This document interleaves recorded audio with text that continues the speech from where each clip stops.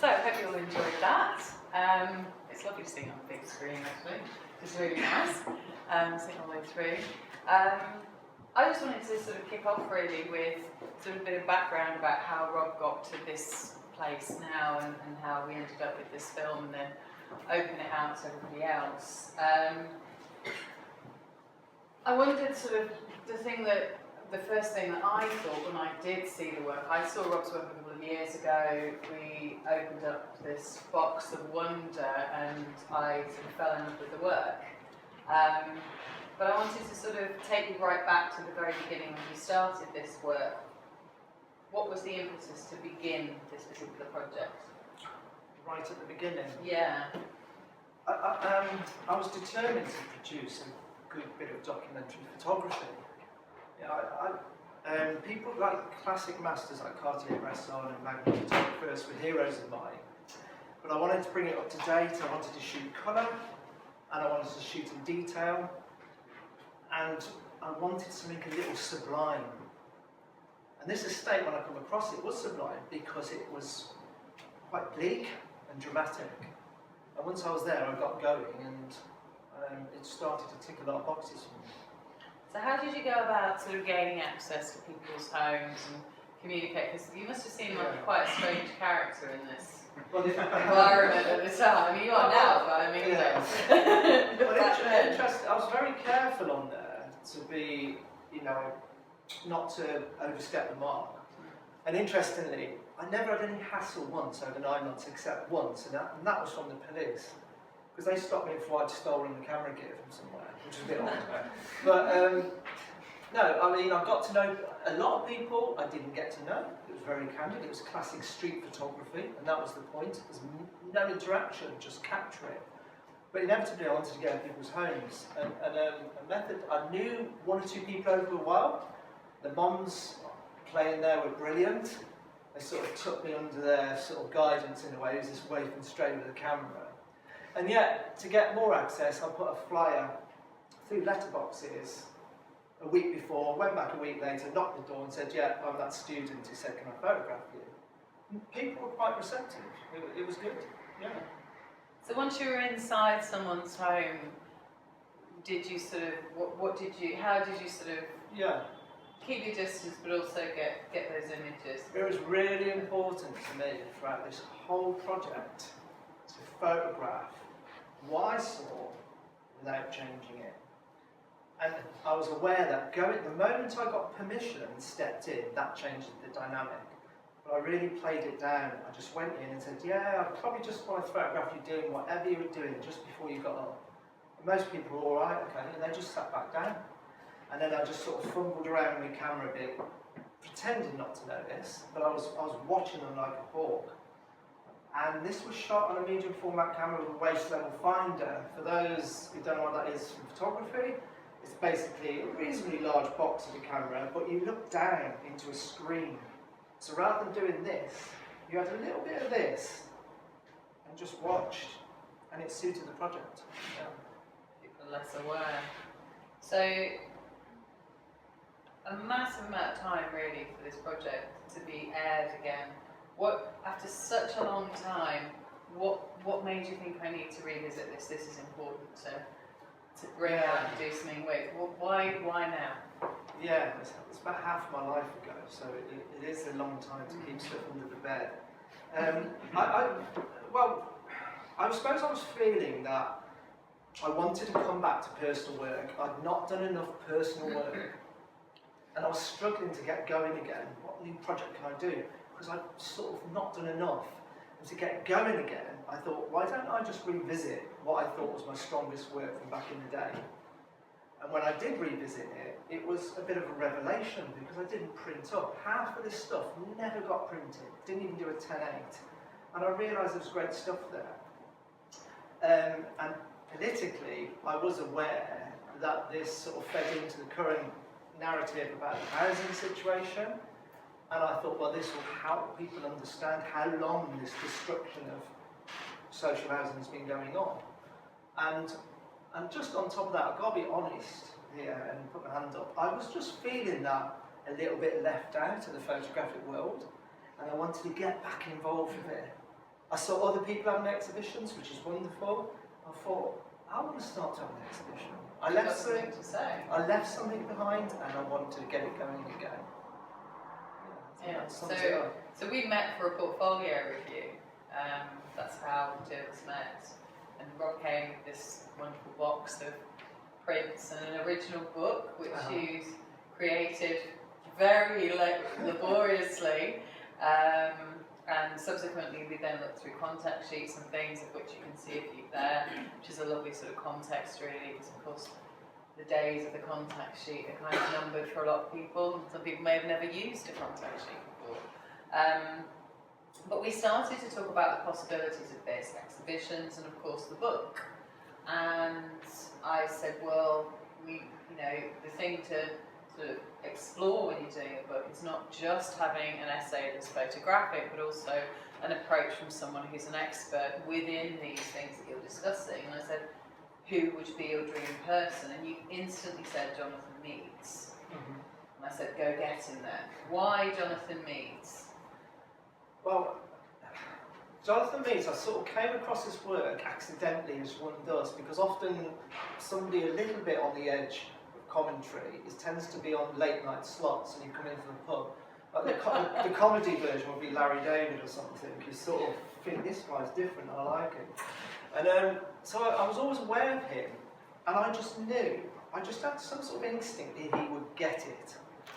He's fond of the Midlands, and I just thought, if I'm going to run with this, I need somebody as well, or it would be a confidence booster to get somebody like that.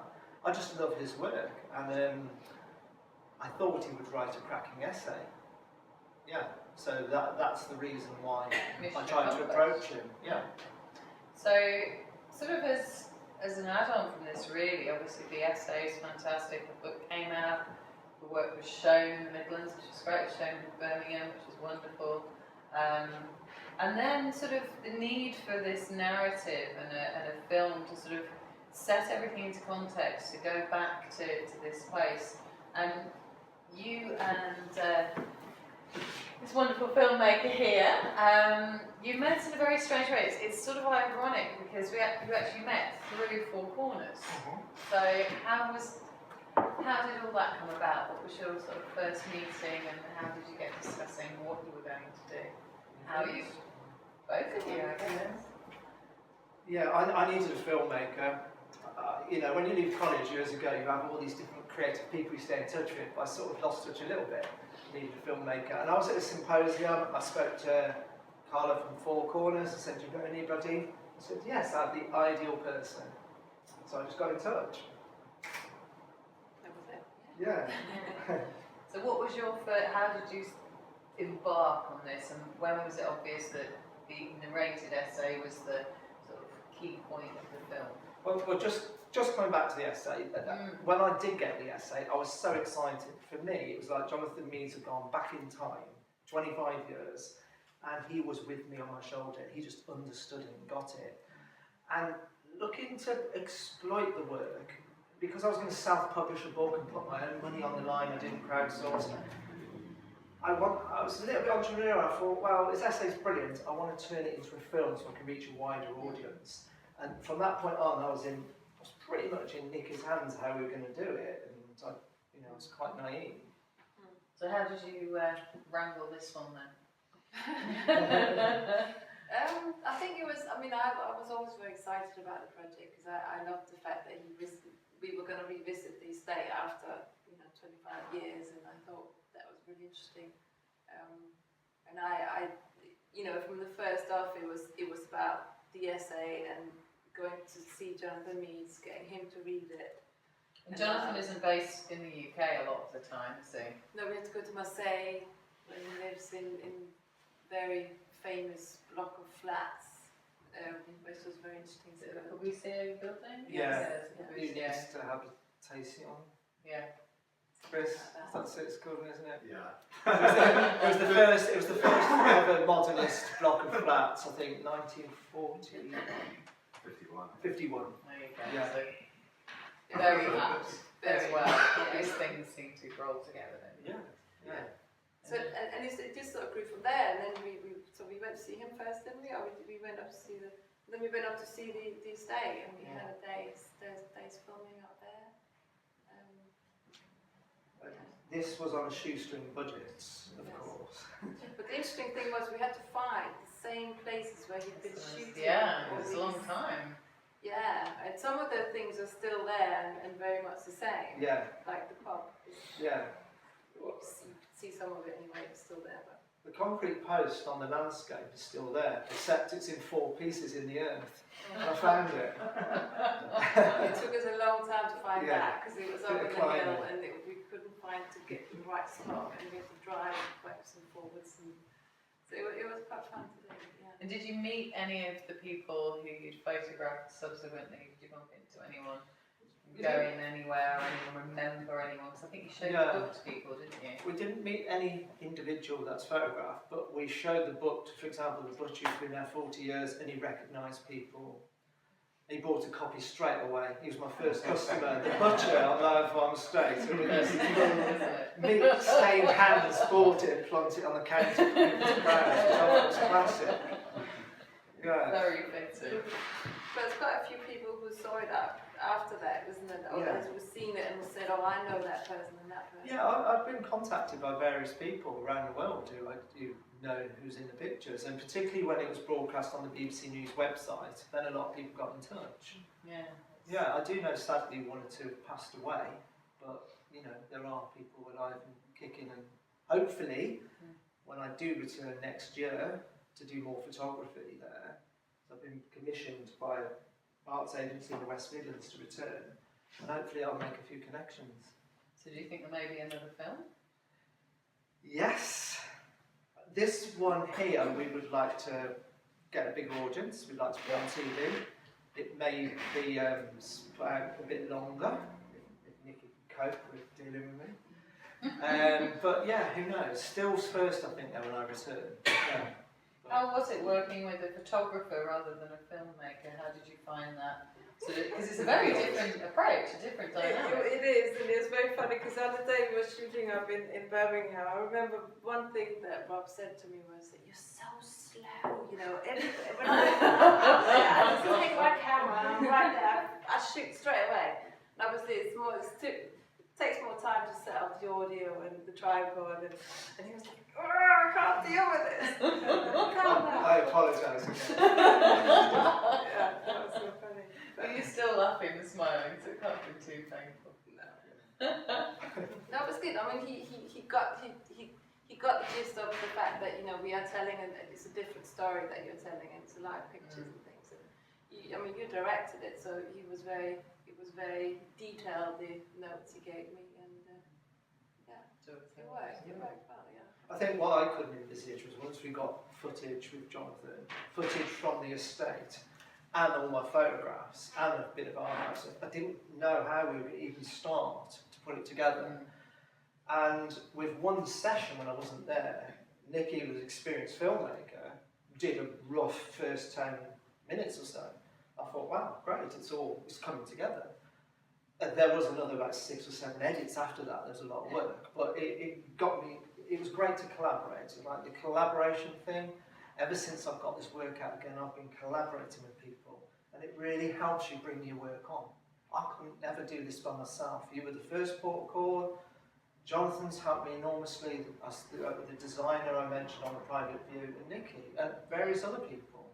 It's a process where you have to be involved with other people to bring it to this point. So just to go on to sort of a wider audience, I think this work obviously has a much greater reach than an art audience and a photographic audience and a film audience. There's a lot of political points to be made here. I mean, it's not an accident that we wanted this show to be running while the mayoral election was going on, because it's a big case in point. Quite a few of the candidates are actually using it as part of their pitch, as it were. Have you had a response from other organisations, people who are campaigning themselves for their own sort of space and in light of seeing this, and would you want that to be sort of used in that way for people to respond and react to it? Yeah. How do you feel about that? If say you're out on on TV at 7 o'clock on a Wednesday night. How would you feel about that? I've not. I mean, people who are involved in housing campaigns, issues around social architecture. I've been in touch. I communicate regularly. I think there's a whole breadth of people working on this at all different levels, and some people are here today. I think it's something that's bubbling up, and it's something that's been ignored for so long. I mean, I'm open to collaborations, yes, but from a personal point of view, I'm very happy it's out now because I am appalled with what's going on in this country. And I suppose if I can sum it up as simply as I can, because I could talk at length of this, is that we had an era when the governments left and right did what they could to build as many social housing units as possible. And now we have an era where the greed is extracting and asset stripping what the post-war generation built, and everybody suffers. Only the sort of 1 or 2% gain. Everybody else suffers in the long run. So I see this politically as something that is just the beginning again, ironically. Even though I've brought it out 25 years, I hope it feeds into that debate, and I think it's doing so today. Yeah, I think there is definitely. I mean, we've had such a massive response on so many different levels, and I think it keeps opening out. I think the next project will maybe emphasise that further. Well, I mean, one project I'm sort of halfway through working on is post-war modernist architecture, not the obvious brutalist stuff, but just general stuff. But just to come back with where we are now, I mean, Nick has been involved with different projects based around housing, which also made us collaborate together even better. Because, yeah. Is that what you've been working on? I'm still working on it, but yeah. So I'm working on a bigger film about London and housing in London. And this is brought. You know, recently I went to see a screening of a film called Invisible Britain, and the filmmaker who made that is just about to embark on a new feature-length film about social housing and its decline, and it's the swindle of social housing, what's going on. So yeah, it's building ahead of steam, and I'm very, very happy to be part of it. Well, thank you very much. On that note, I want to open it to the floor. Does anyone have a question for either Nikki or Rob at all? Yes. Oh, hello. You said at the beginning of your talk that you were looking for a place to document, and you found this place. Yeah. You didn't know it before. Can you say? I'm happy to elaborate that. I was it was in my final year, and I was living in Wolverhampton, which was just down the road, about 5-6 miles away. And I've been past it in a car, and I'd seen these tower blocks on the horizon. I come personally from a council estate, and I felt like doing something that I felt I needed to communicate. Before I went to college, I briefly squatted in London, and I came close to being homeless. And I never was, but I came close. And it taught me the very fine line between not having something and having a home. And I realised the importance of council housing. So that was in me, but actually, and so I was just looking for a place. And as I come around the corner, the vista opened, and it was like, wow. It's almost like if you can. I remember just industrialised Britain when occasionally you came into a city and you saw some industrial complex, and it gave you visually a treat. It was interesting, it was dramatic. So it was dramatic visually, and I really looked forward to recording it, photographing it. And then the extra sort of documentary element, the people, the community came with the project. Yeah, that answers your question. Yes. Thank you. Anyone else? You're very shy. Yes. Hi. Well, we were talking briefly before, weren't we, Rob? But I just wondered, you've obviously been back and you have some recent images too from filming. But clearly there was a sort of big regeneration program. I don't know if that's some sort of systematic program or something more piecemeal. But can you tell me much about what happened in terms of that? With the estate, this estate? Yeah. Okay. I was much younger, so I wasn't that politically aware and taking notice of what was going on. I was aware that there was a residents group to resist the 6 tower blocks being demolished. That a lot of people were unhappy, and it was replaced with low-rise housing. But I think at the time, I was so engrossed in just me walking around capturing these images, I sort of almost didn't want to get involved and start with a political or that angle at that time. But yeah, I mean, it was demolished, and this was 9 years after the Housing Act, 1980. So it was when it was really ramping up. There was a transfer to housing association, and the blocks got knocked down. The tragedy was, I thought, that the blocks were fantastic. They were well built, they were solid, there didn't appear to be anything wrong with them. This picture here is a rooftop area originally designed for residents to go and sunbathe and dry washing. It was a communal area. I mean, everything was provided on the estate. There was a church, a pub, a library, a meeting hall, a school, all laid out beautifully. I live in Lewisham at the moment, and they've just put up, I don't know, a dozen buildings, and it's like a windswept industrial estate at the base. I've forgotten what the question was, but I didn't know too much about what happened afterwards, sadly. But I've been back, and I've seen the low-rise housing there, which is already starting to fall apart, and it looks a bit shabby. Yes. Oh. Maybe here in the blue. You might not have an answer to this, but I just wondered if you had a favourite picture. Ooh, difficult. I don't have an individual favourite picture, but one which I never ever printed up and touched my heart a little bit was this, in that room actually. It's a portrait-shaped one with the mother with the child. The wind's blowing a little bit. It's evening sunshine. I mean, I've since become a parent myself, and I just love this idea. It's in the evening, they're going home to have their tea. Dinner we call tea, and it was just so sweet. And the block is not great, but it's home, and that's the essence of what we probably have lost. This is what we were trying to do and build, and now this is what we're leaving behind. That is not amazing, but it was home. It wasn't an investment opportunity. It's just where mum took the child home, and everyone was safe and happy. So for me, it feels a bit like that. Yeah. Do you have a favourite, Nikki? Yeah, I love the Crusader clothes. Two women there. I love that they're both wearing stilettos and carry a fireplace. Yeah. That is just matching perms, fabulous. It's fantastic. I think Carly had a question about that. No, I mean, I'd say I loved the film. I thought it was great. I loved Jonathan Meades.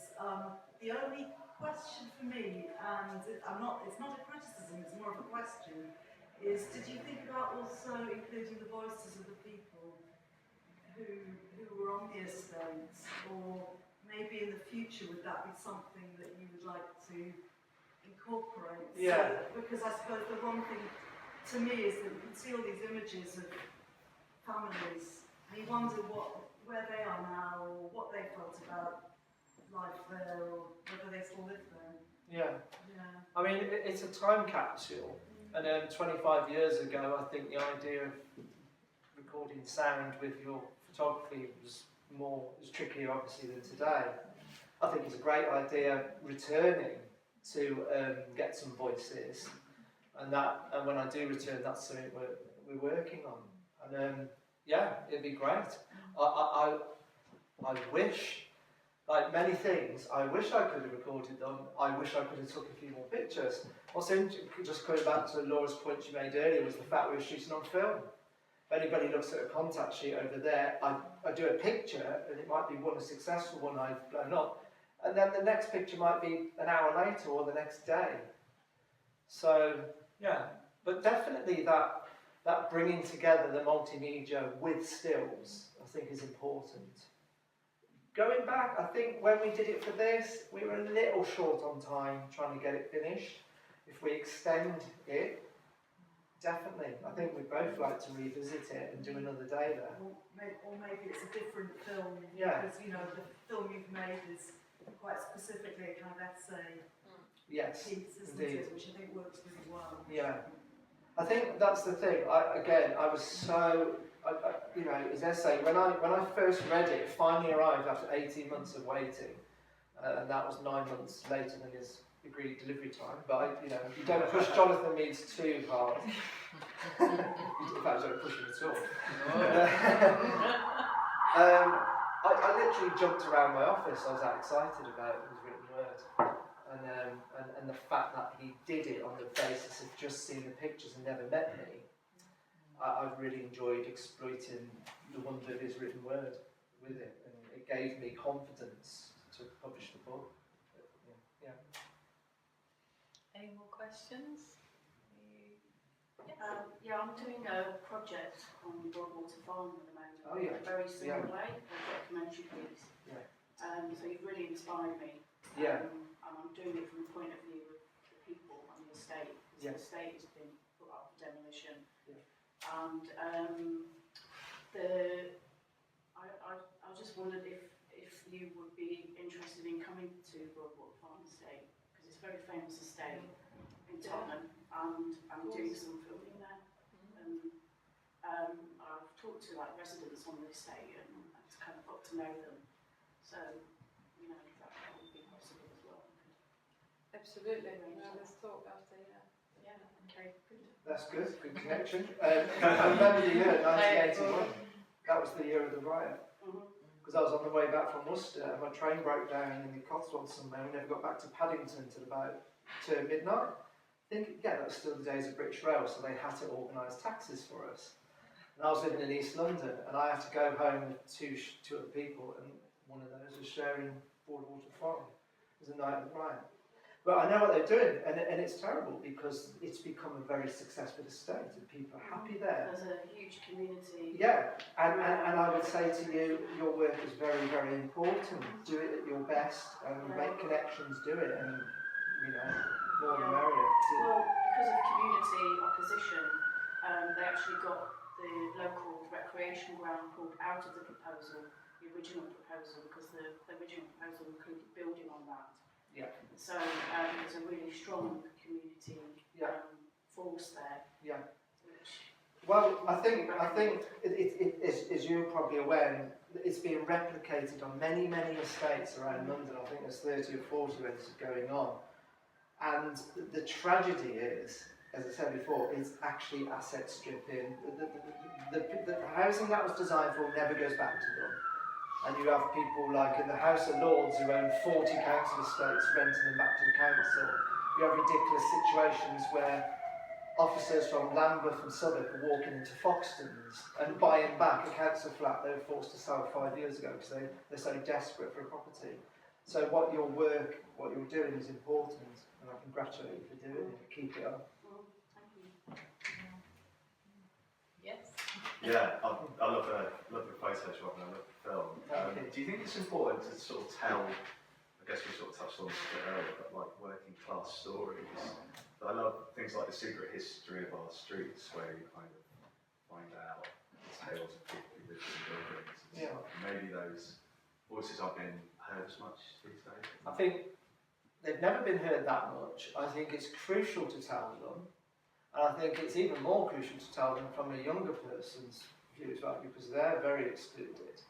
But one of the essential elements of me when I was working like this, and it was very simple, and Nick Hedges, my tutor at the time, said to me, I like to, through my photography, what I'm doing is I want to show other people what they're not seeing. And I realised that this estate, you have to drive onto it, you don't go through it by accident. And there's probably a section of society, no fault of their own, but they've never seen it. They've never literally seen it. And I really like that idea, the power of photography to share an experience. And that comes back to the essence of me trying to do it as documentary honest as I could. And so, yeah, to answer your question, extremely important. Yeah.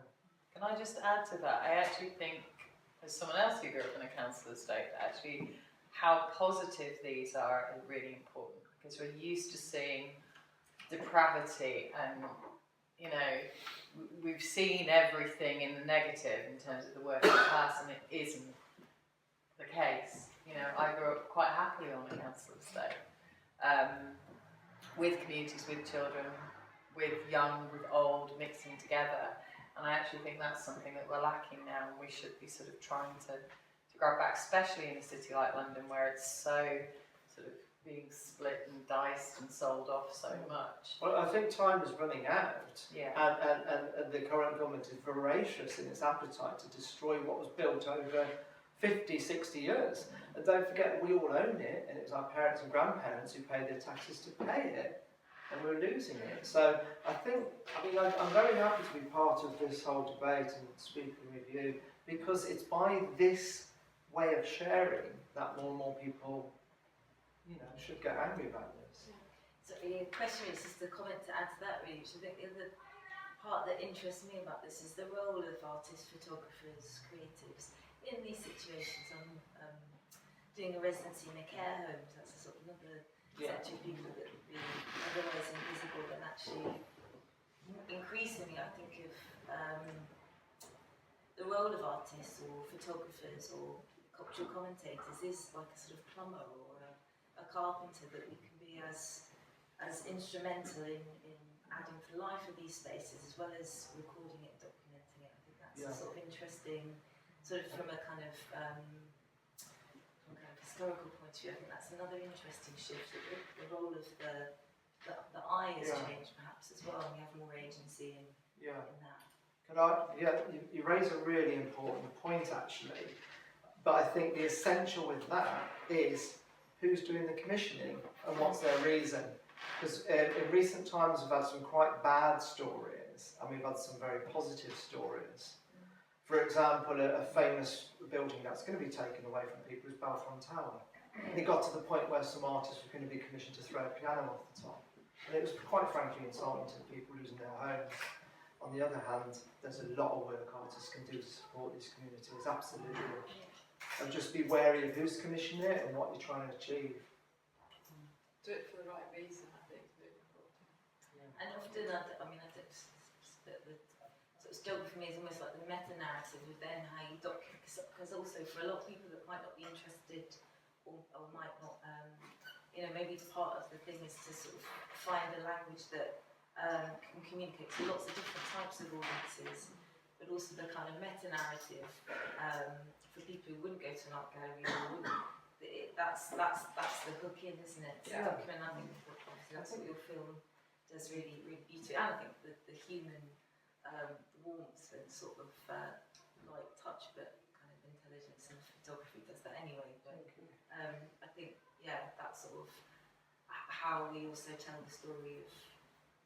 Yeah, the wider audience point is really important. And although this isn't like amazing, the fact that I've got a film about the concept of film about photography, and it's been done many, many times, it was in my mind to spread this. I want it to be spread because it's wider than just photography. There's other issues coming into it. I think that, in a way, that's an optimistic note for photography, because we were looking for new outlets and new ways, and it retains its power. Yeah, audiences are anything to go by so far. It's only been open a few days, and we've had a massive response from young people as well as old. We had 6 young people on Saturday who had all signed up to do the workshop, which is fantastic. Who aren't necessarily photographers, but are really excited about the project, so it's lovely. One last question before we wrap up. This isn't actually a question, and everybody may be aware of this, but we're all very concerned about this, and there's a housing bill going through Parliament as we speak.